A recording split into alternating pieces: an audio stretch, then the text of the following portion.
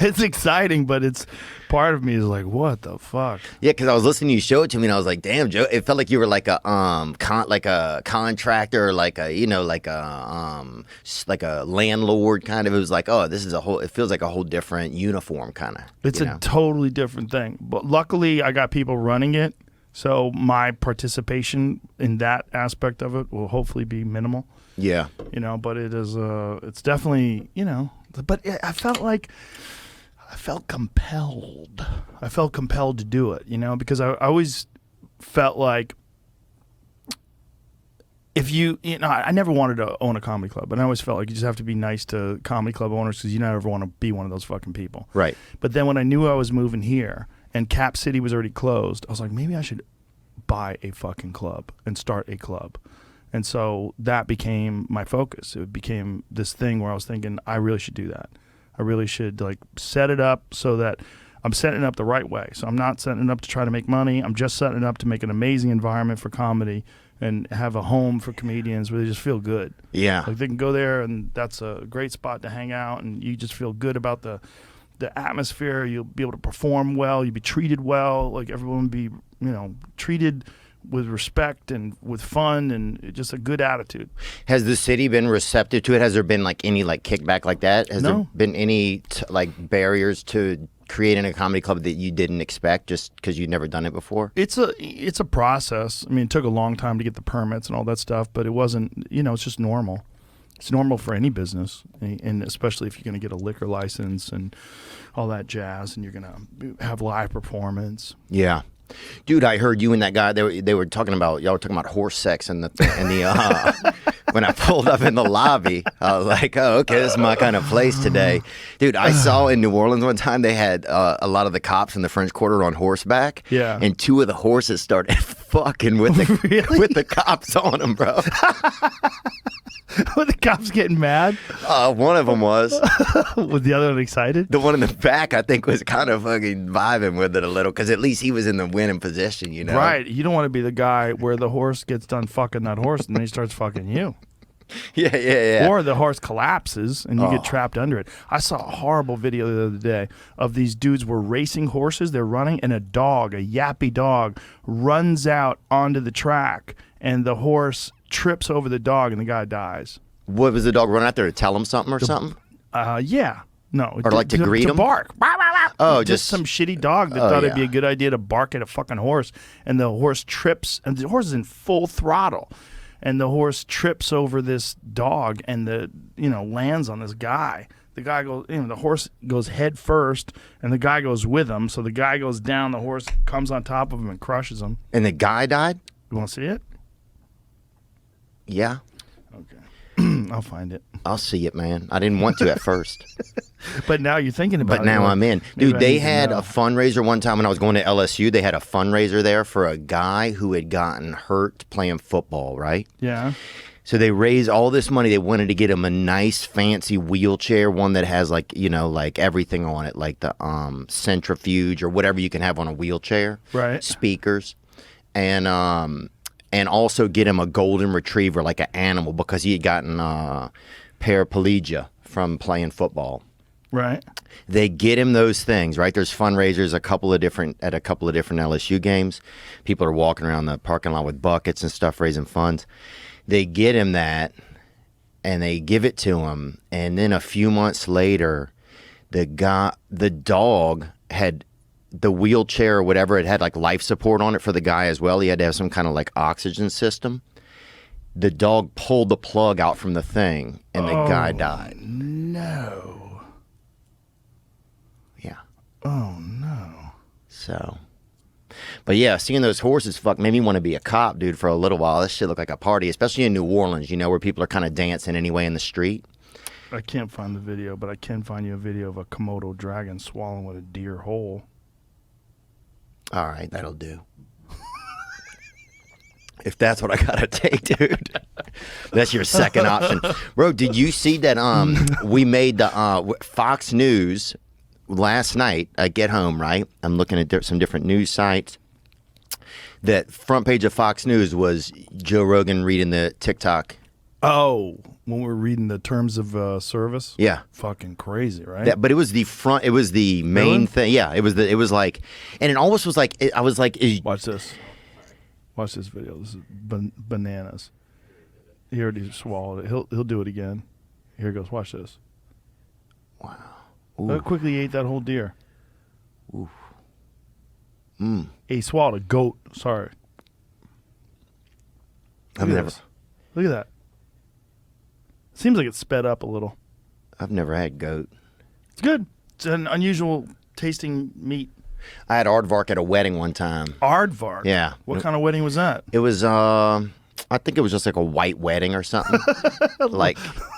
They said it was aardvark. It could have been something else, though, or Like they could have Billy misspelled Idol it. type white wedding. No, it was just like a regular, like two whites getting married. You know, They ate aardvark. they said they What did. state was this? This was in Louisiana when I was growing up. It was at Oh, a fancy okay. French place, and they said that they had aardvark over there. So we believed them. But yeah, I just thought it was crazy that like it was like the night after we did the interview, same day, right? So the head article is Joe Rogan reads the TikTok agreement, right? It's like Terms of service. it's almost like sometimes I'm like, is Joe the only person who's reading the terms of service of things in America, and the rest of us are just using shit like right out of the box, like not even paying attention to what's going on? That's what I felt like a little bit. I think a lot of people are now with things like TikTok because there's been a lot of articles written about it and a lot of people calling for it to be banned because it's basically Chinese spyware. It's But if really, they get us, then what would they like? So say we talked about it a little bit the other day, but say they get like they infiltrate all the electronics, they get all the data and everything. But then how do they get us as people? Like how do they get us into the cages? Well, I don't think it's as simple as get people in the cages. I think what they want is intellectual property. They want to steal data, and they want to like if they have access to your computer and say, Right. what if you're working on some fucking weapon system, or what if you're working on some communication system, and they have access to your computer, they can steal that data from your computer see. So because it's they just- have access to it because you're using TikTok. So it's just about information. Yeah, one of the more disturbing things was saying that they have access to computers that aren't even being used for TikTok, Right. like other computers. Yeah, I that remember you're you saying using, that. which is just That's crazy. it's so insane that would actually be something that someone would allow. They had an engineer, software engineer, back engineered TikTok and said it was the most. In terms of like invasion of privacy, it was the most egregious example that they'd ever found. So wouldn't there be some structure or template in American society or government or hierarchy that would protect us from that sort of thing? Why? That's what I don't understand sometimes. Why isn't there like something that protects us from that sort of thing, or is it just our own responsibilities? I don't know what they can do now other than ban it. But I know they were talking about banning it for a while, but then there was some sort of a deal that was made where the data was going to go from the American version of TikTok was going to go to America. But it turns out that it's not. It's going straight to China, and then they get the version to America. See if that's correct. See, that's Sounds right like what I read. That's pretty good. Yeah, I let's- think. and we're gonna keep using it. It's almost like because what if they told women there's a makeup that would steal your face, right? Like you Right. put it on and it's gonna put your face in China, Yeah. and then we still use it. Right. I mean, that just shows me the level of addiction that we have to. Social media. Yeah. Yeah. I mean, it's an addiction They have an office here. TikTok has an office in Austin. for people that need help. Yeah, you know how I found about that? Some lady was heckling at the Creek in the Cave, and she said, "I go, what do you do?" She's like, "I work for TikTok." Damn. How old was she? She's in her 20s. Oh, that's all right, dude. Tony ripped into that lady the other night, dude. Oh, and that she lady was nuts. fell over a table. It's very sad. There was some fucking drunks last night, man. Some rowdy ass people. For a Tuesday, Yeah, you crushed, man. it was fun. It was cool. I hadn't seen you perform in a long. I mean, I hadn't seen a lot of people perform in a long time. Yeah, it's here it goes. Leaked audio from 80 internal TikTok meetings show that U.S. user data, has been repeatedly accessed from China. I feel like with these tools, there's some backdoor to access user data in almost all of them, said an internal auditor hired to help TikTok close off Chinese access to sensitive information like Americans' birthdays and phone numbers. Damn. And if you look at the terms of service, it's a lot more than that. Yeah. What they have the ability to access is a lot more than that. The terms of service is nuts. Just reading that any company that would try to sell you on social media. I mean, it's one thing to like say, oh, we're going to target ads in your direction. We're kind of used to that. Like, right. Whatever. Like with Google and shit. Like, I don't mind if they send ads my way. But what they're doing is nuts. They have access to your audio. That means they have access to your fucking microphone. They're listening to you talk. That's scary. Yeah, like if you're having a conversation, like we're going to do this deal with China, and what we're going to sell them is this. But how much bullshit do they have to listen to of just people fucking listening, like talking to an animal or fucking, like recording like a recipe for a buddy or something? How much bullshit are they having to fucking say? Like, it's almost sad if there's just like just a field, like a football field of Chinese people. Just listening to Americans like fucking clear their throat and shit. Yeah. I think most that stuff they're not interested in. They're interested in targeting specific individuals. Like, let's say you're an executive at a big software company. Okay. And they know that your kids are using TikTok and their kids are also using your computer. Well, they get access to your computer now. Right. This is what it seemed to me. I mean, obviously I'm a Luddite when it comes to this shit. So I'm just explaining from what I'm reading in terms of like what this could be interpreted as. That they have access to your keystrokes. Yeah. Meaning like whatever you're typing, right. You're typing to your wife, like, I'm tired of your bullshit. Like whatever you're typing, they have access to that. But it's just crazy that all of them are going to be in their sleep, those people that work there, and then in the middle of the night they just have some love letter to some fucking, a couple gay dudes or some fucking, kid like sending his, like dirty pictures to his buddy or something. It's just like they're going to be fucking losing their minds if I they're don't think they would access all that. I know what you're saying, but I don't think they would access that. Yeah. I think what they would do is use it specifically to target individuals that they think are working on valuable information, high-end stuff. Yeah. Or if someone was like doing something that was the Chinese party deemed bad for China, maybe some Chinese person over here was like selling Chinese information to America. They could find out all kinds of stuff. Say something like this happens, right? You're leaving work, okay? Okay. And things got compromised out in the world. You were at work, you were doing a podcast episode or something, and like things just kind of hit that level where it's like maybe a couple police precincts have been taken over just by vandals and crazies. Like the pendulum's starting to, things are getting like AWOL, right? And then everything, the purge, right? So you're driving home, you're getting fucking Cam Haynes is sending you fucking 1,000 hammers, you know what I'm saying? Like you're getting all of it. Everybody's just texting you, Jocko's like, I'm not even waking up tomorrow for work. I'll be up all, I'm just going to be up at 4:30, right? Like everything's all, what do you do? Like how do you, this is the end. This is when it's like, all right, Joe Rogan. You hear, you know what I'm saying? You hear it just comes from God or from something like a strong wind with a fucking with a voice box in it. It's like, this is it. This is the apocalypse. You're leaving work. This is it. I guess you have to respond to each individual situation. It's like each thing will be unique. Like, is someone trying to break in your house? Is someone trying to rob your, is someone trying to break into your car while you're driving? Okay, like, so you have an hour. You have kind of an hour. Right. We'll give you 90 minutes. You have 90 minutes to kind of get before you're going to start to feel some pressure. What do you do? I don't know. I guess load up some magazines. Oh, I'm fucked. But I'm wondering, what do you do, That's what I would do. I'd probably load up some magazines. Okay. Into what? Into guns. Okay. Yeah. All right, see, I don't know if you fucking no, at the periodical I don't mean section. magazines like Sports Illustrated. I'm like, dang, this I mean guy's like crazy. an AR. This guy's taking information with him into a bunker. I'm reading Time magazine. Yeah, dude. I'm like, I just see Joe with as many copies of Field and Stream as you could fucking live. Well, you could use those magazines as like protection. You stack enough of them on top of each other. Okay, see, now you're thinking. They'll slow bullets down. Okay, but say like you pick up your family or something. Do you guys stay? Do you have a bunker? I don't currently, but this conversation is making me want a bunker. Yeah. I've wanted a ranch for that very reason. Like, if shit goes completely sideways, it would be great if there was a place with water and food. Where you got your water, you got your food, like, on the property. Okay, what about if you're kind of in a city or you're in like a like what's maybe a business or something you'd hold up in? You think is viable? A business that I'd hold up in, it would have to be some sort of fortified establishment. Like the mall? No. No, you'd have to get something that you could defend. Dude, the mall? Yeah? The mall?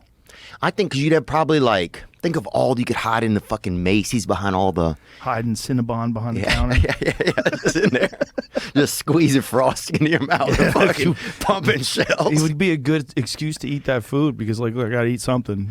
And that stuff will keep because a lot of that stuff has like all the Preservatives in it. Yeah. So you'd have that. You'd have mannequins in there. Think about that. You could set up like a like a Mirage. Right. Like a fake sort of situation. Yeah. Where people would think that, but you're behind that. Yeah. Hiding. Yeah. So the mall, I think, could be good. Yeah, I've Where been would you thinking go? about that. I would go to the mall. Really? Yeah. The mall. Yeah, because nobody's at the mall anymore. But the dumbest people are at the mall. They're gonna fuck it up for you. They gotta go. They're gonna go, the Russians are here, guys! Look. Like, hey, shut the fuck up. I'm pretending to be a mannequin. I'm like, hey, give me a medium. Okay. Yeah, I think that would be weird. That's gonna be the probably. problem is dumb people. When shit goes south, there's some people that just like they're ditch diggers. They're dumb people. They're minimum wage thinkers. But they're gonna have a lot of weapons, though, probably. Maybe. I don't know. I think a lot of people have weapons now. But I think if things go sideways, well, a lot of people are gonna panic in the chaos. Right. Oh, immediately. People will be panicking. People will be trying Yeah. to group up. Yeah. Some people will be trying to salvage shit. That person's gonna go. That person's gonna go. Yeah. There's gonna be a lot of people that are gonna fall apart. But that's always like whenever things go weird, people fall apart. You know, a lot of people don't respond to pressure very well. Yeah. Yeah, I know. I got stuck in an elevator one time. I was at Mardi Gras, and we were in there for like 17 minutes, and some dude, there's two girls, and there was like 9 people. It was like a busy day at Mardi Gras. I'm there with my buddy Josh Kelly. He's a musician. He's playing.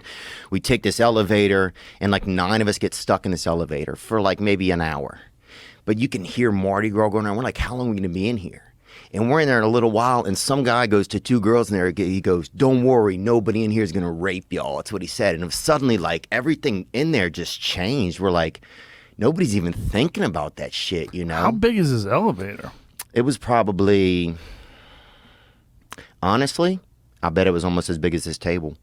Big elevator. Yeah, maybe 2 feet smaller on that end. Maybe Okay. 1 foot. So not so big elevator. Yeah. And some guy kept trying to just pull the doors open as hard as he could. And how many people are in there with you? I would say 7 people. 7 people, and 2 of them are girls. Yeah. Boy, suck to be them after that idiot has to say that. Yeah, dude. And then Because they then, have to think about that. yeah. No one's gonna rape you. Like, what the fuck, man? Imagine. And if he's not thinking about raping them, then you think he's going to be thinking about, Did anybody tell him to shut the fuck up? people just said, calm down, calm down. But it was just interesting how it escalated. Like, things started to escalate. If you are struggling with addiction and you don't know how much help you need or where you should go for help, or if you need to go to treatment or anything, if you don't know what to do, I want to recommend Recover Here. Recover Here is a trusted resource that assists motivated individuals searching for addiction treatment to find the best options available. Recover Here provides a professional evaluation at no cost and helps you find the best treatment option with respect to your individual circumstances. Recover Here can save you time, money, and most importantly, your life by helping you navigate comfortably through your recovery journey. If you're struggling with addiction, I've been there, and it can get better. Visit recoverhere.com. That's recoverhere.com to get started on your recovery journey today. Well, boys and girls, it's August, and that means it's National Hair Loss Awareness Month. Did you know that 2 out of 3 guys may experience some form of hair loss by the time they are 35? Kind of a lot, isn't it? Ugh. Luckily, in most cases, hair loss can be prevented and treated, and Keeps is here to help. Once hair loss starts, it usually doesn't stop or reverse on its own. The earlier you take action, the more hair you're likely to keep. Keeps Clinically proven treatments are 90% effective at stopping hair loss, and 66% of men even experience regrowth. Yum. Keeps offers a simple, affordable, and stress-free way to keep your hair via convenient virtual doctor consultations and medications delivered straight to your door every 3 months. You don't have to leave your home. If you're ready to take action and prevent hair loss, go to keeps.com/Theo to receive your first month of treatment for free, and you'll be supporting the show. That's keeps.com/THEO to get your first month free. Keeps.com/Theo. Have you ever been in a riot, like a riot type situation? No, I was at Beta Breakers one time on mushrooms in San Francisco, though, What's dude. Beta Breakers? What is Beta Breakers? What is that? It's like a bunch of people. They're like racers. They're like, they race in the street, you know? What kind of racing? Just for long distance. The Kenyans always win it. Yeah. Oh, running. Okay. Yeah, running racing. So it's a bunch of those folks. Bay 2 breakers. I thought you were saying beta breakers. Yeah, Bay 2 breakers. I thought he was saying that too. That's what I typed in. But Oh, no, Beta breakers I think is a little different. Bay 2 breakers. Yep. So that's the run. Yep. So that's the run. And you can just get in costumes and just be in it. It's like, Oh, like the dude is dressed up like a pink monkey. yeah. How weird is that? And he's at the front. Oh, McDonald's. They dressed up like Ronald McDonald. Yeah, so people just do all kind of Iron Man. costumes. Oh, interesting. And we ate a bunch of shrooms out there and kind of commandeered this water table. There was a water table that had kind of been left unattended. What is a water table? Just a table with a bunch of Oh, a cups table of water. with waters on it. Okay. So we got over there and people were running, you know, they're going. And we started telling people that the water was for Asian people only, right? Bro, we are crying, laughing, because people are running. They can't stop. They're trying to make a time. So for some people, we'll be like, bro, it's Asians only. And it was like, why? You know? And then Asian people were all excited, you know, and we kept dousing them up. Dude, we were fucking... I would take pictures with, like, people, and I'd have my fucking nuts hanging out the whole time. What? Yeah, bro, we were out. You took pictures of people with your nuts on? How old were you at the time? I don't know, man. Probably 28. And people were like, hey, let's get a picture together. So we get it, and I just slip that bag out there, maybe that fucking gum holster. You know what I'm saying? I had a friend of mine who used to do that all the time. He used to pull his nuts out. Tom Cotter. He was on Dancing with... No, America's Got Talent. Yeah. He's so funny. Yeah, he's a funny dude. I knew Tom way back in the day, and he used to do what do you call the sack walk, where he would pull his sack out of the zipper and just walk around in parties. And he would just let you know, like, Tom, what the fuck are you doing, man? His nuts would be hanging out of his pants. Yeah, you used to be able to party like that. Ari still does. Who does? Ari. He'll still party like that. Yeah, it's interesting, man. Ari's such an interesting dude, isn't he? He's a very interesting dude. He's very much his own person. Yes. And there's not a lot of people like that dude. Mm-mm. Yeah. I really admire that about him. So the end of the world's happening, and then I would be at the mall, or maybe, you know what? What? What if you went offshore in like a boat and let the shit fucking... Let it happen. Watch it from a distance. Let it melt. That'd be a good move if you had a big boat. If you had a boat with food on it. But boats take diesel engine fuel, and that's like, where are you getting your diesel from? Like, how are you going to get that boat back to shore? Like, what do you know? Okay, so you got to prep. So you got to have some diesel on you. Right. You got to have another boat with diesel. You got to have a second boat, a feeder boat, like a tanker. And I'll work on that. So you get a tanker like 15 years worth of diesel. Yeah. Oh, damn, dude. Your boat's going to be this big. You're going to have all this fucking diesel. You got your houseboat that you're sleeping on. You just smell like diesel all the time. Diesel's a terrible smell. Really? I like it a little. Some people like the smell of gasoline. I like the smell of gas. You know what I like the smell of? Magic markers. Sharpies. Pop the top. Yeah. Oh. Get in there, dude. The black ones, I'll fucking BLM in each snout hole, baby. These sails that Jeff Bezos' boat has. Oh, wow. Oh, he's got a boat with sails? Yeah, that's that boat, that giant yacht he has. What? That's it? Yeah. When I was looking at pictures. So it's going to have sails? Uh-huh. A lot of the big ones do. They do? When I was looking them up earlier, there's giant boats with giant sails on them. Why is that? so they don't have to, so they can still work. I think if they get stuck somewhere. Oh, That's how they used to travel. Wow. See, that's key too. You're gonna have that because what if your that's a backup. yeah? What if your stuff goes Maybe out? Jeff Bezos knows some shit we don't know. I'm sure he probably does. Has he come in here? He hasn't, but I would have him in. You would? Yeah, fuck yeah. I think that'd be I interesting. talked to that dude. My mom works for him. I wonder if he knows some shit that we don't know in terms of like shit going down. How addictive are those things? Very addictive. Yeah, you were hitting that last night hard. Did you notice wouldn't that? Stop. You wouldn't stop. That's how I am, man. If I get something, I get it. You know what I'm saying, boy? Gasoline, magic Oh, marker, dude. Thanks, son. Escobars, whatever. I'm gonna hit it one more time, dude. Hit Just it. to fucking. To feel it. You Well- get a crazy head rush from those, don't you? Yeah. Yeah, those nicotine vape pens. They're good for thinking though, for whatever reason. It's like nicotine is a cognitive enhancer. It's like a nootropic. Oh, I don't know if I believe that, but it hurt. To me, it makes me just not be able to sleep that good. It makes me like wake up being scared. Yeah. No, but it is. It is like well, that's one of the things that Stephen King said really affected him in his writing when he quit smoking. So I got a question for you. So whenever you're like, comics always knew that you were doing well, right? Like, but whenever you got your Spotify deal, was it scary that because they attached like such big figures to it in the press, right? Was that scary that people knew that you were wealthy? Was that scary at all? I wouldn't say it's scary, but it's just one of those things where people like start debating whether or not you should have that money.